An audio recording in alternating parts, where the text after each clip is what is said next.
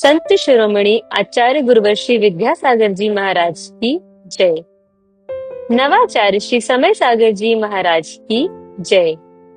अरहम योग प्रणेता पूज्य मुनि श्री प्रणम्य सागर जी महाराज की जय।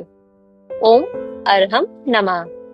स्वाध्याय प्रेमी बंधुओं, युग श्रेष्ठ आचार्य भगवान श्री 108 विद्यासागर जी महाराज के सरस्वती पुत्र अभीक्ष्ण ज्ञानोपयोगी प्राकृत विद्य अरहम योग प्रणेता मुनि श्री प्रणम्य सागर जी द्वारा रचित नई छड़ाला का अनूठा स्वाध्याय गुरु आशीर्वाद से सतत चल रहा है।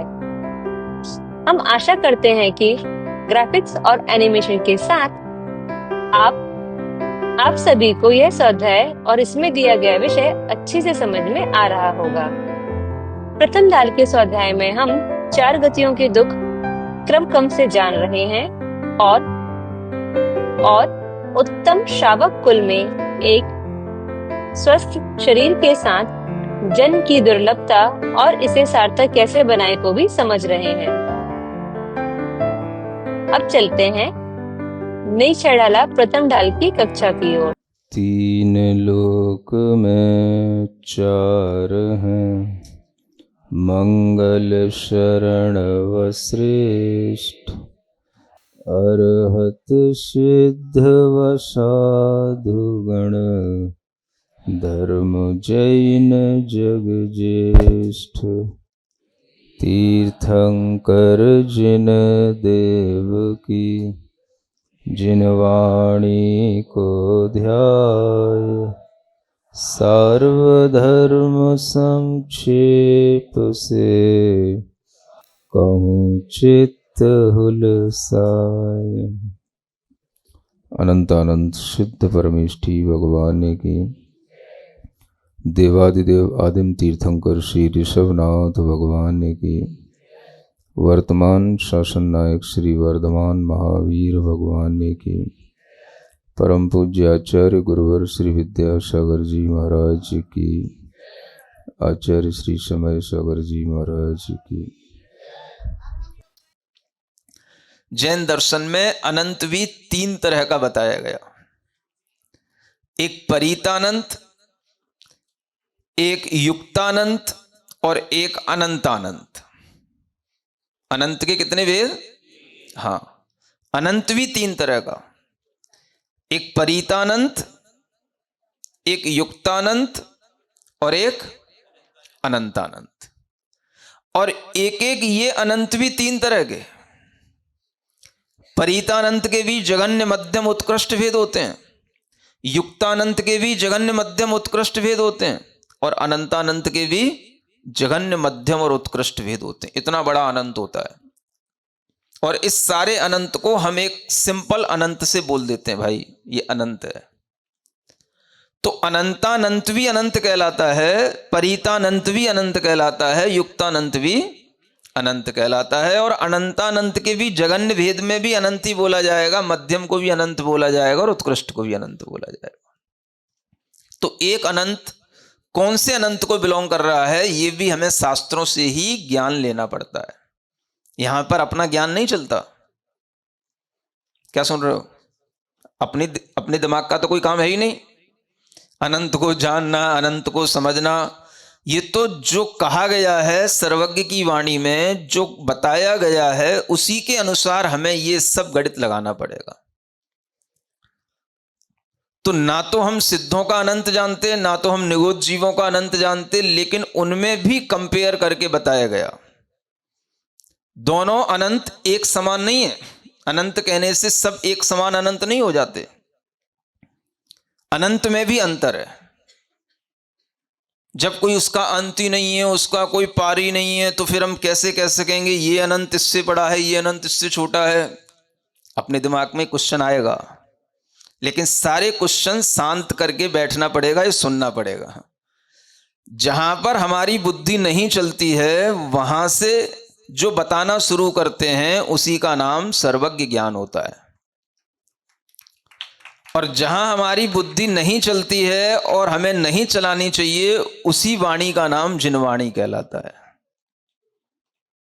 अब यहां आपकी बुद्धि काम नहीं करेगी, आपकी बुद्धि केवल संख्यात और थोड़ी असंख्यात तक काम कर जाए, यही बहुत बड़ी है। आपकी बुद्धि असंख्यात में ही फेल हो जाएगी। अगर आप जैन दर्शन के अनुसार असंख्यात को समझेंगे कभी, वो अभी यहाँ टॉपिक नहीं उसको समझाने का, अगर आप असंख्यात को समझेंगे तो आपकी बुद्धि वहीं फेल हो जाएगी।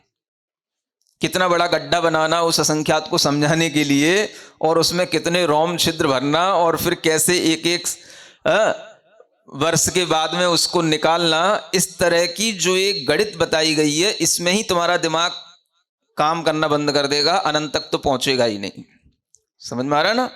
इसलिए जिन्हें अनंत का, असंख्यात का ज्ञान करना हो, वे अपना दिमाग चलाना बंद करके, हाथ जोड़ करके जो कहा जा रहा है उसको एक्सेप्ट करने की पूरी भावना रखें। बस जो कहा जा रहा है इट्स ऑल राइट, बस। समझ आ रहा है? हाँ, कोई डाउट नहीं, बस ठीक है, जो कहा जा रहा है वो बिल्कुल सत्य है। तो यहां पर आपका कोई क्वेश्चन अराइज नहीं हो सकता, क्योंकि आपके लिए इस ज्ञान को जानना, उसके लिए किसी भी तरह का आर्ग्यू करना, ये आपकी नॉलेज का रीच में आता ही नहीं। इसलिए यह जो कहा जा रहा है यह सिर्फ हमारे लिए सुनने योग्य है कि ऐसी भी कोई नॉलेज होती है जो अनंत को जानती है, अनंत को कंपेयर करती है, उसी को कहते हैं ओमनिशिएंट नॉलेज, सर्वज्ञ ज्ञान उसी को कहते हैं। तो यह ज्ञान हमें बता रहा है कि सिद्ध भी अनंत हैं, सिद्धों की संख्या भी अनंत है, और एक निगोद जीव के साथ रहने वाले, उसी एक शरीर में रहने वाले जीव भी अनंत हैं। लेकिन उन सिद्धों की संख्या से यह जो एक निगोद जीव के साथ रहने वाले, शरीर में रहने वाले जीव हैं, वो अनंत गुणे हैं। माने वो भी इनफाइनाइट है, ये भी इनफाइनाइट है, लेकिन ये infinite into infinite is equal to infinite. समझ में आ रहा है ना? हाँ, तो स्क्वायर है कि और कुछ क्यूब है, ये अलग बात है, लेकिन ये उससे भी अनंत गुणा है, ये ध्यान रखना है। तो ये इतनी बड़ी संख्या है कि जो सिद्ध जीव हुए हैं वो अनादि से, वो भी अनंत काल बीता है, तो उस अनंत काल में अनंत सिद्ध हुए हैं। सिद्धों की संख्या अनंत है। और इधर एक निगोद जीव के साथ रहने वाले, जो शरीर में रहने वाले जो जीव हैं, वो भी संख्या अनंत। अभी एक निगोद की बात कर रहे हैं, और निगोद कितने होते हैं? वो भी अनंत होते हैं। उनके अपने अनंत गुच्छे समझ के चलो, ऐसे एक मोटी बुद्धि से समझने के लिए, माने अनंत गुच्छे, एक एक निगोद के कितने गुच्छे मान लो, चलो अनंत। और एक गुच्छा जो अनंत का है, उस एक अनंत जीव के साथ में जो अनंत जीव रह रहे हैं, वो भी कितने सिद्धों से अनंत गुणे हैं। अब हम गणित क्या लगाते हैं? देखो, इसको कहते हैं उल्टी बुद्धि। हम क्या कहते हैं? संसार में से जीव सिद्ध होते जाएंगे, सिद्ध होते जाएंगे, अनंत काल में अनंत सिद्ध हो जाएंगे, तो संसार में जीवों की संख्या कम नहीं हो जाएगी महाराज, ये कहते हैं ना। तो ये कैसे समझाएं तुम्हें? यहां बैठ करके समझो। जीवों की संख्या यहां से कम हो रही है, और उधर क्या बताया जा रहा है कि जीवों की संख्या जितनी वहां पहुंचेगी, उससे अनंत गुणे एक निगोद जीव के शरीर में हमेशा जीव बने रहेंगे। नहीं समझ आया? क्या समझ आया?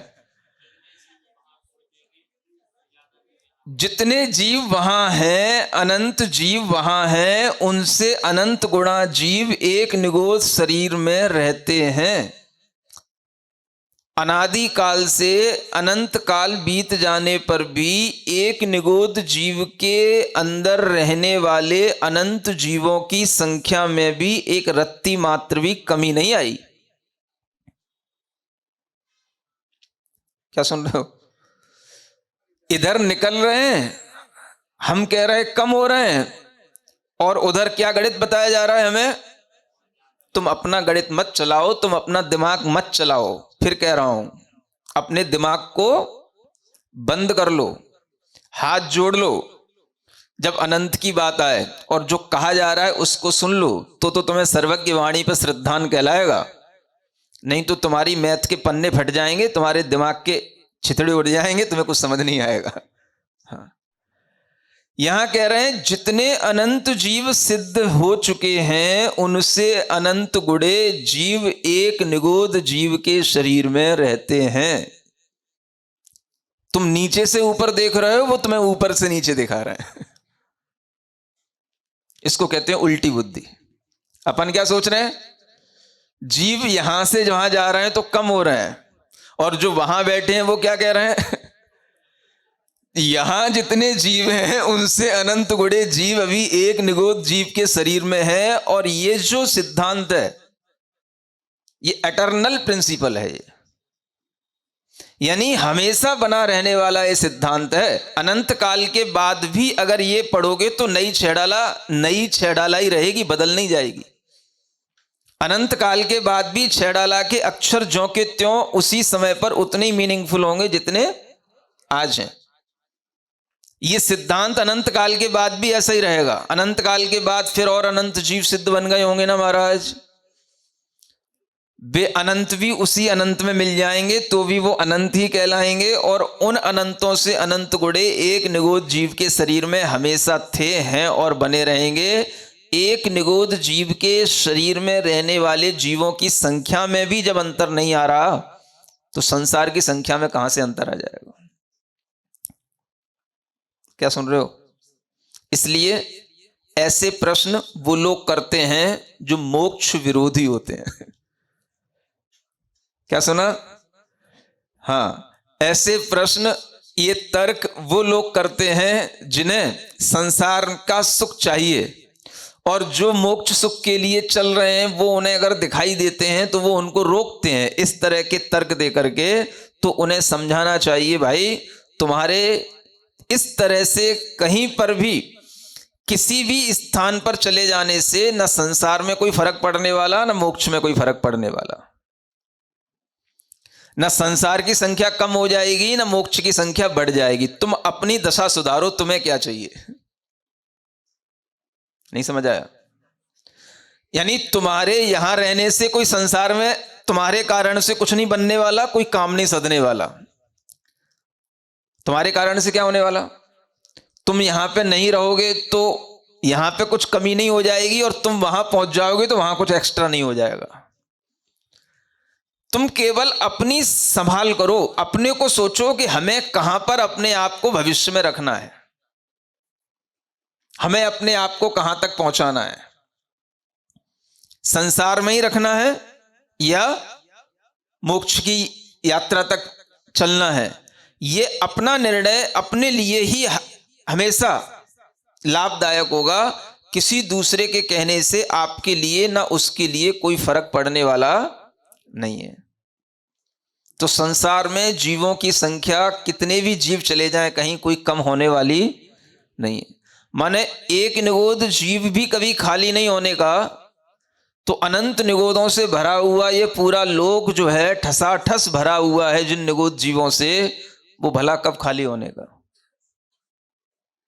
सुन रहे हो? इसलिए संसार की चिंता जिनको पड़ती है कि भाई संसार में जीव कम हो जाएंगे, वे नियम से संसारी जीव होते हैं। उन्हें संसार पसंद है, वो उन्हें संसार ही अच्छा लग रहा है, इसलिए उन्हें संसार से जाने का मन नहीं होता। तो वह इस तरह की बात करके दूसरों को भी रोकने की कोशिश करते हैं। समझ में आ रहा है? इसलिए आपको क्या सोचना, भाई इन अनंतानंत जीवों में से, इन अनंत जीवों के बीच में से ही मैं एक जीव निकल करके ऐसे पंचेंद्रीय पर्याय को प्राप्त हो गया। समझ रहे हो? उस पंचेंद्रीय पर्याय में भी हमें यह ज्ञान हो गया कि इस लोक में अनंत जीव हैं, और मैं आज सर्वश्रेष्ठ इस पंचेंद्रीय पर्याय में पूरी बुद्धि के साथ में इस बात को सुन रहा हूं, समझ रहा हूं। यह मेरे लिए जो अन्य अनंत जीवों की समझ आ रही है और मैं उन जीवों के बीच में सबसे अधिक आज इस ज्ञान के माध्यम से अपने आप को समझ रहा हूं, यही मेरे लिए सबसे बड़ी इस संसार के लिए उपलब्धि है। यही मेरा सबसे बड़ा सम्यक ज्ञान है। यही सम्यक ज्ञान इस संसार में प्राप्त कर लेना सबसे बड़ी उपलब्धि है। इसी का नाम स्वाध्याय है। सुनते हो? स्वाध्याय। स्व के हित का अध्याय जिस दिन जुड़ जाएगा उसी दिन तुम्हारा स्वाध्याय शुरू हो जाएगा। क्या कहा गया है? स्वस्मयी हितम अध्याय स्वाध्याय। स्वयं के हित के लिए जो अध्ययन किया जाता है, स्वयं के हित के लिए जो अध्याय हमारे ज्ञान में जुड़ जाता है, उसका नाम स्वाध्याय कहलाता है। जब हम इस ज्ञान के माध्यम से देखते हैं कि ये हमारे स्व के हित के लिए है, अनंत जीवों के बीच में हमें अपना हित करना है, अनंत जीवों के बीच में किसी को ज्ञान नहीं है, मुझे ज्ञान हो गया कि ये अनंत जीवों के बीच में मैं ऐसे इस पंचेंद्रीय पर्याय को दुर्लभ को प्राप्त हुआ हूं, तो वह स्वयं का हित उसमें करने का भाव जुड़ जाना, यही सच्चा स्वाध्याय है। इसी को सम्यक ज्ञान कहा गया है। तो अनंत जीवों के बीच में रह करके आप ये गुणा लगाएंगे, इस तरह से उनका गुणित क्रम देखेंगे, तब आपकी श्रद्धा में बात बैठ जानी चाहिए कि संसार में भी अनंत जीव हैं, मोक्ष में भी अनंत जीव हैं। इन अनंत जीवों के बीच में हम अगर 25-50 लोगों के बीच में रह भी रहे हैं और अपनी फैमिली में 2-5-10 लोग हैं भी हैं, तो उनके मोह के कारण से हमें इस अनंत संसार में भ्रमण नहीं करना। अनंत संसार में भ्रमण का कारण बस फैमिली के 5 मेंबर हैं, बस, और कुछ नहीं है। 2 तो माता पिता हो गए, और 1 भाई बहन हो गए, और 1 खुद हो गया वो, बस। अधिक से अधिक इतनी फैमिली मिलेगी आजकल। तो ये 5 लोग और इन 5 का आपस में मोह, यही अनंत काल के लिए, अनंत बार जन्म मरण के लिए, अनंत संसार के भ्रमण के लिए कारण बन जाता है।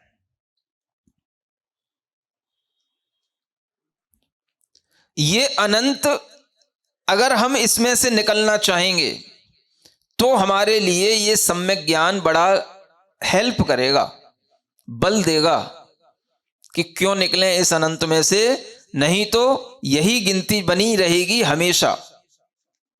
सिद्ध जीव भी अनंत हैं और सिद्धों से अनंत गुणे भी निगोदिया एक जीव के शरीर में है। निगोद अनंत नहीं, यूं नहीं कहा, हाँ, एक निगोद जीव के। और ऐसे निगोद जीव कितने हैं? तो वे भी अनंत हैं, उनके अपने अपने अलग अलग शरीर हैं। तो जब एक ही खदान खाली नहीं हो रही, खदान बोलते ना, ये खान जीवों की जब खोदते खोदते खोदते खोदते तुम अपनी भूमि की खदान तो खाली कर लेते हो, लेकिन ये खदान जीवों की कभी खाली होने की नहीं। अनंत काल में एक रत्ती भर भी कम नहीं हुआ कुछ वहां पर। और ये जो गणित है ये बिल्कुल एटर्नल है, हमेशा ऐसा ही बना रहेगा। अनंत काल पहले भी जिन तीर्थंकरों ने अपनी वाणी में कहा, तब भी यही कहेंगे, सिद्धों से अनंत गुणे एक निगोद जीव के शरीर में जीव रहते हैं। आज भी कहेंगे और अनंत काल के बाद भी यही बोलेंगे। ये सिद्धांत कहलाता है, इसको कहते हैं शाश्वत सिद्धांत। क्या बोलते हैं? हाँ, सिद्धांत कभी बदलते नहीं है। क्या समझे? तो इसी के सिद्धांत का नाम तो सम्यक दर्शन है। जो दूसरी ढाल में आपको सम्यक दर्शन की भूमिका बनाई जा रही है, वो इसी से बन रही है, इसी ग्राउंड से बनेगी। जब तक आपको संसार की दशा का पता नहीं होगा, संसार के अंदर जीवों की संख्या का पता नहीं होगा, जीव किस किस वैरायटी के हैं ये आपको पता नहीं होगा, तब तक आप अपने जीव का हित करने के लिए तत्पर हो कैसे सकते हो? नहीं तो आप सोचोगे हम बहुत बड़ी गलती कर रहे हैं। नहीं समझे? अपना हित करने के लिए आप कोई भी स्टेप उठाओगे, आप क्या सोचोगे? हम बहुत बड़ी गलती कर रहे हैं। किसी की बातों में आकर के तो हम कहीं बहुत बड़ा कुछ धोखा तो नहीं खा रहे हैं। जिंदगी भर कुछ मिले ना मिले, इधर से भी गए उधर से भी गए। नहीं समझे? तो ये आदमी को किससे पता रहेगा कि गलती कर रहे हैं या हम सही रास्ते पर चल रहे हैं? अपना श्रद्धान, इस सिद्धांत का श्रद्धान, तब जाकर के आगे अपने आप सम्यक दर्शन की भूमिका बन जाएगी, अपने आप बन जाएगी। बस इतना श्रद्धान इस बेसिक पहली जो ढाल में बताया जा रहा है उतना रख लेने का है। इसलिए दूसरी ढाल में, इस नई 6 डाला के अंदर कोई ज्यादा मिथ्यात्व की चर्चा नहीं की, क्योंकि वो सब आप पढ़ चुके हो। ये मिथ्यात्व, वो मिथ्यात्व, ग्रहित अग्रहित, ये इसके भेद वो उसके भेद, इन सब चीजों से कोई मतलब ही नहीं है। जो पिछली ढालों में मिथ्यात्व की इतनी चर्चा हो गई है, इसलिए नई 6 डाला में मिथ्यात्व की कोई चर्चा नहीं। भाई आप रास्ते पर चलो।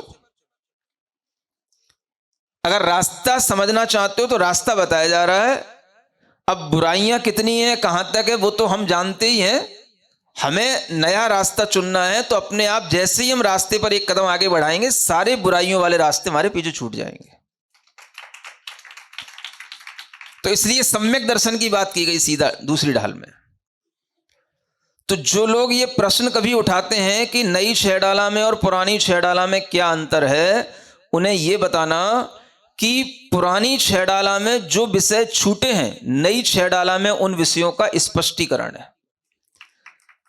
पुरानी 6 डाला का ज्ञान जितना कम रहा है, वहां से आपको जो चीजें स्पष्ट नहीं हुई हैं, वो आपको नई 6 डाला के अंदर स्पष्ट हो रही हैं। पुरानी 6 डाला में जीवों का इतना वर्गीकरण आपको नहीं मिलेगा जितना आपको जीवों का वर्गीकरण नई 6 डाला में मिलेगा। पुरानी 6 डाला में आपको केवल निगोद आदि के साथ ही श्वास का 18वां भाग का वर्णन मिलेगा। यहां पर आपको लब्धि अपर्याप्तक दशा का सही ज्ञान करा करके श्वास के 18वें भाग में लब्धि अपर्याप्तक जीवों के साथ क्षुद्र भवों का वर्णन एक इंद्री से पंचेंद्री तक का उदाहरण सहित आपको नई 6 डाला के अंदर मिलेगा। यह अंतर है। यह नहीं कि किसी को बुरा कह करके और कुछ अपना नया स्थापित करना। जो कमी है, जो अधूरापन है, या जो पढ़ते पढ़ते अब आप बोर हो गए हो, कुछ नया भी तो चाहिए आपको। ज्ञान भी तो नया चाहिए पड़ता है ना भाई। हर चीज अपडेट हो रही है। पुराने मकान तुमने सब मिटा डाले, नए नए फ्लैट खरीद डाले, नई नई बिल्डिंगें बना डाली, नए नए मीनारें खड़ी कर दी। समझ आ रहा है? हर चीज अपडेट हो रही है। तुम्हारे रहन सहन अपडेट हो गए, तुम्हारे मकान अपडेट हो गए, तो नॉलेज भी अपडेट होनी चाहिए कि नहीं? तो वो अपडेशन के लिए हमारे पास कंटेंट काफी है, तो हम उसी एक चीज को कब तक बार बार रिपीट करते रहेंगे? तो ज्ञान की वृद्धि करने के लिए यह नई 6 डाला का कॉन्सेप्ट आपके सामने है। सुन रहे हो ना? जो पढ़ लिया है उतना ठीक है, अब पढ़ करके कुछ आगे भी पढ़ना है कि नहीं? जो पढ़ लिया है उतना तो ठीक है, अब उसी चीज को कितनी बार उसी क्लास में बैठ करके पढ़ते रहोगे? जब तक कुछ भी कोर्स नया अपडेट होकर के आपके सामने नहीं आएगा, तब तक आपके लिए नई विशुद्धि, नया ज्ञान कैसे आएगा? इसलिए नई 6 डाला है।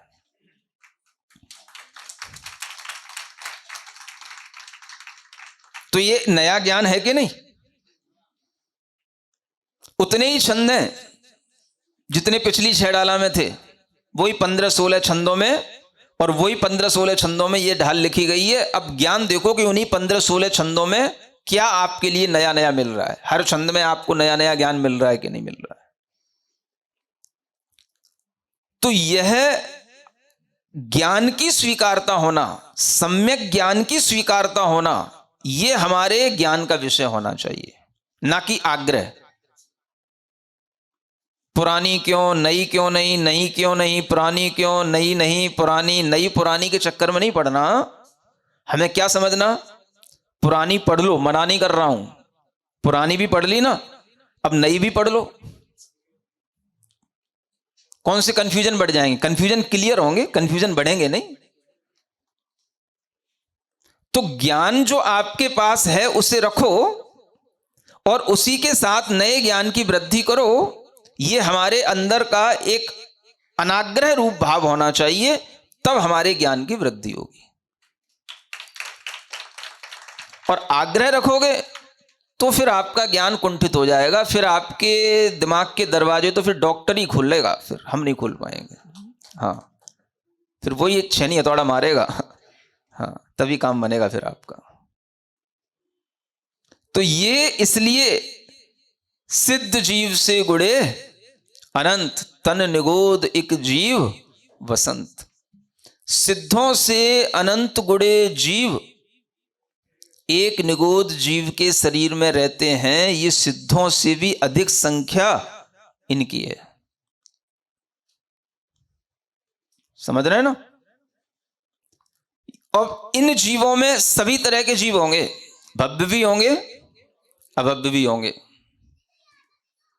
लेकिन यह भी है कि संसार में भव्य जीवों की संख्या ज्यादा होती है, अभव्य जीवों की संख्या कम होती है। यह भी ध्यान रखना, भव्य भी अनंत हैं और अभव्य भी अनंत हैं। अनंत की संख्या को बिलोंग करने वाली कई चीजें हैं, वो सब अनंत एक नहीं है। तो जो अभव्यों की संख्या है, वो अभव्यों की संख्या जिस अनंत में काउंट की जाती है वो कहलाता है युक्तानंत। क्या बोलते हैं? युक्तानंत। तीन प्रकार के अनंत बताए ना अभी, एक परितानंत, एक युक्तानंत और एक अनंतानंत। तो ये जो संख्या काउंट की जा रही है ये अनंतानंत में आ रही है, ये अनंतानंत को बिलोंग कर रही है। सिद्धों की भी अनंत संख्या और निगोद जीवों के शरीर की भी अनंत संख्या। और ये जो अभव्य जीवों की संख्या है ये कहां बिलोंग करती? युक्तानंत, ये बीच वाले अनंत को बिलोंग करते। तो ये युक्तानंत प्रमाण होते, उसमें भी जो तीन होते हैं, जघन्य, मध्यम, उत्कृष्ट में भी जघन्य में आते हैं। तो इस तरह की यह अनंतों की संख्या का विभाजन भी अलग अलग तरह से, अलग अलग कौन सी चीजें अनंत किस रूप में है, ये शास्त्रों में जितना उल्लिखित है उसका हमें श्रद्धान करना ही सम्यक ज्ञान है। समझ आ रहा? इसलिए ये अनंत को ध्यान में रखते हुए अब यहां पर थोड़ी सी इस एक इंद्रिय की पर्याय से बाहर निकलने की कोशिश करते हैं। बहुत दिन हो गए ना एक इंद्रियों में घूमते घूमते हैं। हाँ, इन्हीं पर्याप्त, अपर्याप्त और निगोद जीवों का वर्णन करते करते अब थोड़ा इस दुनिया से बाहर निकलते हैं। और ये बाहर निकलना कितना दुर्लभ है, थोड़ा सा इसको भी पढ़ लेते हैं। क्या लिखा है? हीरा दुर्लभ बालू समुद्र, त्यों दुर्लभ त्रसता है भद्र। हे भद्र जीव, संबोधन किसको है? भद्र जीवों को। भद्र माने, हाँ, भद्र माने होता है अच्छे, मंद कसाई जीवों को भद्र जीव कहा जाता है, भद्र परिणामी, है ना? तो जो भी ये ज्ञान दिया जाएगा मंद कसाई जीवों के लिए दिया जाएगा, और मंद कसाई जीव ही यहां बैठ पाएगा, वही सुन पाएगा। सुन रहे हो? हाँ, इतनी देर के लिए अपने आप को, हाँ, थैंक्स दे लेना, हाँ, कि हम क्या हैं? हाँ, मंद कसाई हैं जो बैठे हैं, महाराज आपकी 1 घंटे से सुन रहे हैं। चलो कम से कम आपने आज हमारी कुछ तो प्रशंसा की। नहीं तो रोजाना आप हमें डांटते रहते, वही मूर्खानंद और ये और वो। तो सब जीव जो सुन पा रहे हैं वो नियम से कैसे होंगे? मंद कसाई। हाँ, तभी बैठ पाएगा वो। कसाय तीव्र होगी तो उचकेगा वो, उठेगा वो, किसी ना किसी बहाना बना करके उठेगा। नहीं फोन बजेगा तो बजवा देगा, बोल घंटी बजा दे तू। मुझे उठना है यहां से। तो ये सब तीव्र कसाई जीवों के काम होते हैं। मंद कसाई जीव होगा तो फोन की घंटी आएगी तो दबा लेगा, बंद करवा लेगा, कैसे ही तुरंत मैसेज कर देगा, अभी आधा घंटा डिस्टर्ब नहीं, मैं महाराज की प्रवचन सुन रहा हूं। ये किसका परिणाम? ये मंद कसाई का। और तीव्र कसाई होगा तो वो देखेगा कोई बगल वाला उठ जाए तो यार मैं भी उठ जाऊं। समझ आ रहा है? तो ये भी एक कसाई के परिणाम होते हैं। मंद कसाई जीव हमेशा स्वाध्याय के समय पर आलस्य रहित होकर के अपने आप को जागृत करके गदगद भावों से जिनवाणी को सुनता है। हाँ, अहोभाग्य समझता है। ये मंद कसाई जीव के परिणाम होते हैं। और कसाय तीव्र होगी तो बहाना ढूंढता है, कहां फंस गए, तुम तो कहने आए थे कि महाराज के प्रवचन बहुत अच्छे होते हैं, पता नहीं कौन सी दुनिया का सिद्धांत बता रहे हैं, मेरे तो कुछ समझ में ही नहीं आ रहा।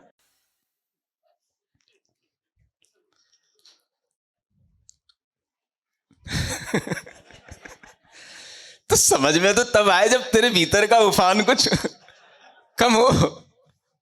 समझ में आ रहा है ना?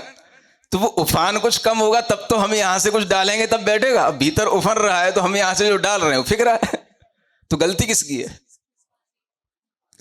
तो इसलिए ये संबोधन भद्र जीवों के लिए होते हैं, भव्य जीवों के लिए होते हैं। भव्यों में भी जो भद्र परिणामी होते हैं, शांत परिणामी होते हैं, मंद कसाई होते हैं, उन्हीं जीवों के लिए यह उपदेश रुचते हैं। समझ आ रहा है? हाँ, नहीं तो अकबर और बीरबल की कहानी सुनानी पड़ती हमें। ओम अरहम नमः। आइए आज की कक्षा का क्विक रिवीजन कर लेते हैं। हमने जाना सिद्ध जीवों के अनंत गुणे जीव एक निगोद के शरीर में रहते हैं जो हमेशा अनंत ही बने रहेंगे। ऐसे निगोद जीव भी अनंत हैं। यह एटर्नल सिद्धांत है। इसीलिए जीवों के सिद्ध बनने से जीवों की संख्या में कोई अंतर नहीं आता, क्योंकि जब एक निगोद के शरीर में रहने वाले जीवों की संख्या में ही अंतर नहीं आ रहा तो संसार की संख्या में कहाँ आएगा? न तो मोक्ष की संख्या बढ़ती है और न संसार की घटती है। इसीलिए हमें सोचना चाहिए कि हम ही इन अनंत जीवों से निकलकर सर्वश्रेष्ठ पंचेंद्रिय पर्याय में आए हैं और यह ज्ञान ले पा रहे हैं। यही सम्यक ज्ञान है और हमारी सबसे बड़ी उपलब्धि है। इसी को स्वाध्याय कहते हैं। स्वाध्याय का अर्थ है हमारे ज्ञान में स्वयं के हित का अध्याय जुड़ जाना। यह जानकर हमें अपने हित में लगना है। संसार में अनंत जीव हैं, उनमें से अपनी फैमिली के 5-10 लोगों से मोह के कारण हमें अनंत संसार में भ्रमण में नहीं पड़ना। नई छहडाला में मिथ्यात्व की ज्यादा चर्चा नहीं है। पुरानी छहडाला में जो विषय छूटे हैं, जो चीजें स्पष्ट नहीं हैं, नई छहडाला में उन विषयों का स्पष्टीकरण है। पुरानी छहडाला में जीवों का नई छहडाला जितना वर्गीकरण नहीं है। उसमें केवल निगोद के साथ ही श्वास के 18वें भाग का वर्णन है, पर यहाँ एक इंद्रिय से पंचेंद्रिय तक लब्धि अपर्याप्तक दशा का शुद्र भवों का वर्णन है। हमें पुरानी नई में पड़े बिना आग्रह रहित होकर ज्ञान स्वीकार करना चाहिए। आग्रह के बिना सम्यक ज्ञान को स्वीकार करने पर ही हमारी ज्ञान की वृद्धि होती है, अन्यथा आग्रह से हमारा ज्ञान कुंठित हो जाएगा। हमने जाना संसार में भव्य जीव भी अनंत हैं और अभव्य जीव भी, पर भव्यों की संख्या अभव्यों से अधिक है। अनंत की संख्या को कई चीज बिलोंग करती हैं। वह सब अनंत एक नहीं है। सिद्धों की अनंत और निगोद जीवों के शरीर की अनंत संख्या अनंत अनंत को बिलोंग करती है और अभव्यों की संख्या युक्तानंत में काउंट की जाती है। यह उपदेश भद्र जीवों के लिए है। भद्र यानी मंद कसाई, शांत परिणामी जीव। वह ही आलस्य रहित होकर खुद को जागृत रखकर गदगद भावों से अहोभाग्य समझते हुए जिनवाणी सुनता है। तो चलिए अब हम जिनवाणी स्तुति करेंगे। तत्पश्चात समय होगा आज के सवाल का। श्री जिणवाणी जग कल्याणी जग जन मदतम मोहरी जड़मण हारी गड़हर हारी जम जरा भव रोग हरी तिथियराणम दिव्यझुणिम जो पड़ई सुणई मय्ये धारई णाणम सौखमणन्तं धर्य सासद मोक्ष पदम पावई सासद मोक्ष पदम पावई। हम सभी को अपने पुण्य की अनुमोदना करनी चाहिए, क्योंकि जिन मुनिराज ने इस ग्रंथ की रचना की, उन्हीं के श्रीमुख से इसका स्वाध्याय करने का सौभाग्य हमें प्राप्त हुआ है, जो अपने आप में दुर्लभ है। तो आपके मन में जितने भी प्रश्न उठे, उनको अपने तक रोके नहीं, हमारे माध्यम से मुनिश्री तक पहुंचाएं और समस्त शंकाओं का समीचीन समाधान पाएं। अपने प्रश्नों को अंक के माध्यम से हम तक पहुंचाएं। आप सभी को हर कक्षा में मिलेगा अभ्यास प्रश्न, जिसके माध्यम से आप अपने ज्ञान को प्रगाढ़ बनाएं। आज का सवाल, जिसमें पुरस्कार जीतने का सुअवसर पाएं और अपने ज्ञान को नए आयामों तक पहुंचाने के लिए स्पेशल एक्टिविटीज में पार्टिसिपेट करें, जो आपको सप्ताह में एक बार अवश्य मिलेंगी। तो देर किस बात की, आज ही अपने बच्चों को, मित्रगणों को और परिवारजनों को इससे जोड़ें और अपना और उनका पुण्य बढ़ाएं। इस स्वाध्याय में अपनी चंचला लक्ष्मी का उपयोग करके प्रणम्य वाणी देवदूत बनने के लिए इस नंबर पर संपर्क करें 9310781008। नई छह ढाला आज का सवाल प्रतियोगिता में आप सभी का स्वागत है। आज का सवाल है, लब्ध पर्याप्तक जीव किस जीव को कहते हैं? भद्र जीव, क्षुद्रभव जीव, मंद कसाई जीव या पर्याप्तक निगोदिया जीव? कल के सवाल का सही उत्तर है अनंत। आप अपना जवाब हमें कल शाम 5 बजे तक भेजें। 3 भाग्यशाली विजेताओं को मिलेंगे आकर्षक उपहार।